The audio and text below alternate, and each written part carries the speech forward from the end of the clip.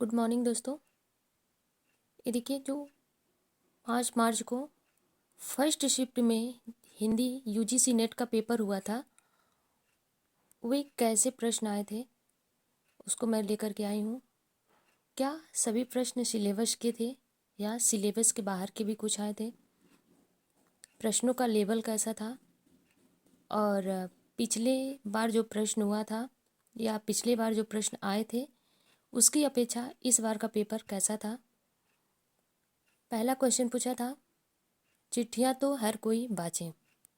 ये सारी क्वेश्चन, कोई भी क्वेश्चन उसमें वन लाइनर नहीं था। सारे क्वेश्चन कोड में दिए गए थे, जो पढ़ने में ही उसको 2-3 बार अगर अच्छे से पढ़ो तब तो समझ में आ रहा था। कोई भी क्वेश्चन वन लाइनर नहीं था। तो यहाँ पे दिया था चिट्ठियाँ तो हर कोई बाँचे, वन लाइनर क्वेश्चन नहीं था, इसीलिए क्वेश्चन याद भी नहीं आ रहा है। बस इतना याद आ रहा है कि हाँ, इस टॉपिक से ये क्वेश्चन आया था। तो यह तो रचना है फणीश्वर नाथ रेणु की। इसमें जो क्वेश्चन में कोड डिकोड करके दिए थे, तो ऐसे 3-4 कोड दे दिए थे, फिर उसको मैच करने के लिए दिया था। अगला क्वेश्चन पूछा था, राम की शक्ति पूजा, जो सूर्यकांत त्रिपाठी निराला की है और यह 1936 में प्रकाशित हुई थी। इसमें भी जो राम और रावण का युद्ध करने से पहले जो राम समुद्र के किनारे पूजा करते हैं उसका वर्णन किया गया है। तो इसमें भी क्वेश्चन ऐसे सिंपल नहीं पूछा था, उसमें भी कोड डिकोड करके पूछा था, इसीलिए कोडिंग की वजह से सारा ऑप्शन याद नहीं आ रहा है कि ऑप्शन किस टाइप का था। तीसरा क्वेश्चन पूछा था, शेखर एक जीवनी, जो अज्ञेय की रचना है। इसमें 2 भाग हैं, पहला भाग 1940, दूसरा था 1944। पहले भाग में 4 बिंदु थे, इसको मिलान करने के लिए दिया था। इन चारों बिंदुओं को ऊपर नीचे या आगे पीछे करके दिया था, फिर इसको मैच करना था। तो इसका क्रमबद्ध मिलान होगा, उषा और ईश्वर, बीज और अंकुर, प्रकृति और पुरुष, पुरुष और परिस्थिति। नेक्स्ट एक क्वेश्चन पूछा था, राजभाषा अधिनियम से। यह भी वन लाइनर क्वेश्चन नहीं था, इसको भी कोड डिकोड करके पूछा था। और तो इसकी स्थापना हुई थी 7 जून 1955 को। अध्यक्ष थे JB खेर।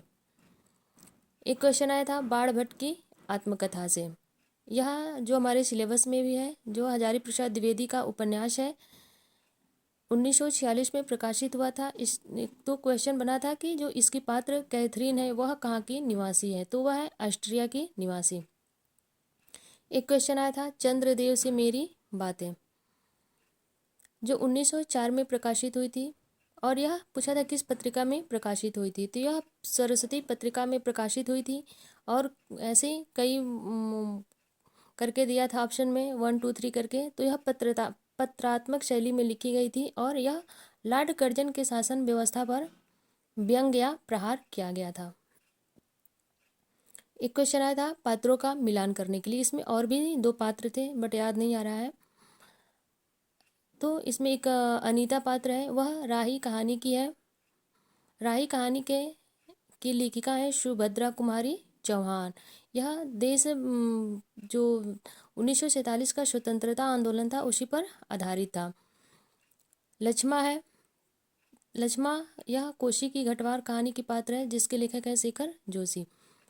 एक क्वेश्चन पूछा था, लिरिकल बैलेट्स किसके सहलेखन द्वारा लिखा गया है, तो लिरिकल बैलेट्स कॉलरिज और बर्ड्सवर्थ के सहलेखन में लिखा गया है। यह दोनों पाश्चात्यवादी लेखक हैं और दोनों इंग्लैंड के निवासी हैं, एक अच्छे मित्र भी हैं। एक क्वेश्चन पूछा था, प्रिय प्रवास, जो मैथिली शरण गुप्त की रचना है। इसमें पूछा था कि कौन कौन से छंद हैं, और भी 2 छंद दिया था। तो इतना तो याद करना मुश्किल है क्योंकि पेपर ऑनलाइन था। तो इसमें जो छंदों का नाम याद आ रहा है उसको मैंने लिखा है। तो इसमें दिया था द्रुत वलंबित, यह छंद है प्रिय प्रवास में। मालिनी छंद भी है, मंदक्रांता छंद भी है और वंशस्थ छंद भी है। तो दोस्तों, अब पेपर का पैटर्न धीरे धीरे बहुत टफ होता जा रहा है, क्योंकि पहले वन लाइनर क्वेश्चन आते थे जिसे पढ़ने में भी कम समय लगता था और पेपर आसानी से सॉल्व हो जाता। लेकिन इस बार क्या, पिछली बार की अपेक्षा इस बार का पेपर, सारा पेपर कोडिंग डिकोडिंग था और मैच करने वाला भी था, वो भी कोडिंग डिकोडिंग में दे दिया था। और कुछ पैसेज भी थे हिंदी में, 2 पैसेज थे। तो यह था पेपर का लेवल। अब देखिए कट ऑफ क्या रहता है। फिर हम नेक्स्ट वीडियो में लेकर के आएंगे जो शिफ्ट सेकंड शिफ्ट में एग्ज़ाम हुई थी उसको, कि उसमें किस टाइप के क्वेश्चन थे।